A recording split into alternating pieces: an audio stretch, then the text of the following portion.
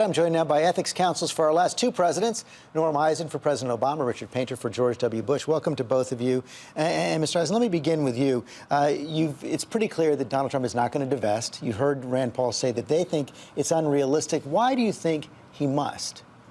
Donald Trump must divest, George, because of his web of domestic and international business relationships that create a conflict of interest for him. He's moved to admit that there is a conflict of interest now, and he needs to do something. Even though the law says the president does not come under the conflict of interest laws. George, the Constitution has something called the Emoluments Clause. That's just a fancy 18th century word for no foreign government payments. And Donald Trump is collecting foreign government payments and other benefits throughout his business. It is a direct violation of the Constitution, and unless he divests, not just operations, he must divest from all business interests, or he will be in violation of the Constitution from day one. Even if he turns it over to his family and executives?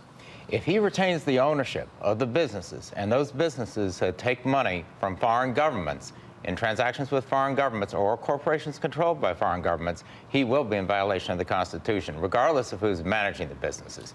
It's about who owns them. But what's the remedy here? It's only the Congress can take this on, correct? Well, there's going to be a lot of remedies. He's also subject to other conflicts laws, George. The bribery laws are intended to prevent conflicts, for example. He's subject to criminal law. He's subject to civil law. He's going to be subject to litigation. He's already in a lot of cases. This is going to come up in existing litigation, and there's going to be new litigation. People are studying whether there's a cause of action that competitors, for example, would have if they're harmed by these foreign government payments. He's going to be tainted by scandal. Congress hangs by just 3 Republican votes. If he loses 3 Republicans, you're going to see investigations, subpoenas. So he faces a lot of problems. Why go there? Immediately, you've got this issue of the hotel in Washington. The lease is held by the General Services Administration. The president will pick the head of the General Services Administration. So he's both tenant and landlord at the same time? Well, yes, and that's one of the many situations where there are going to be conflicts of interest. There are National Labor Relations Board cases involving Trump properties, and then we have the broader conflicts of interest. He owes hundreds of millions of dollars to banks. How do we expect the Trump administration to regulate the financial services sector?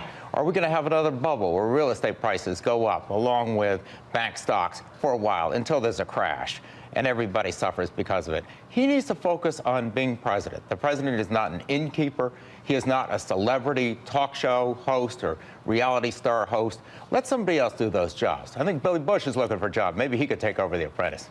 And, George, there's a Russia angle to all this, because remember, we don't have Donald Trump's tax returns. He did a very relatively summary 104-page campaign financial disclosure. 1 year of tax returns, reportedly, we've seen the pictures, 12,000 pages. And tax returns are replete with his foreign interests, including perhaps his Russian interests. That may be the reason he doesn't want to turn over his taxes. You've got to disclose partnership information, names of partners, custodians, foreign accounts. So with the new Russia allegations coming to the fore once again, the conclusion of the intelligence agencies, we've got to have those taxes to evaluate whether these conflicts go to the heart of our most pressing national security It appears that the direction he's heading, as we talked about, is turning over the operations to his children, to other executives, and setting up some kind of a mechanism, a board, perhaps within the White House counsel's office, to review any possible conflicts as they come up, deals that his children may have. Why can't that work? Well, George, the problem with that is that if he owns the businesses, all of the conflicts remain with him, regardless of who is managing the businesses. He owns the company. The foreign government pays money into the company pursuant to any type of contract or a loan from the Bank of China, and he benefits from that. We have a violation of the Constitution. It doesn't matter who's running the companies. And these firewalls aren't going to work. That isn't going to be an appropriate function for the White House counsel's office to be policing firewalls within the Trump business organization. It won't work. The focus for him needs to be on being a good president. He can take these companies public or find private buyers.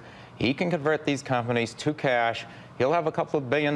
He can give some of it to his kids, gives them a good start, and he can focus on being a good president. And that's what he ought to do. We will be watching the announcement this week, gentlemen. Thank you both very much. Thank you very much, George. And we'll be right back with our Powerhouse Roundtable.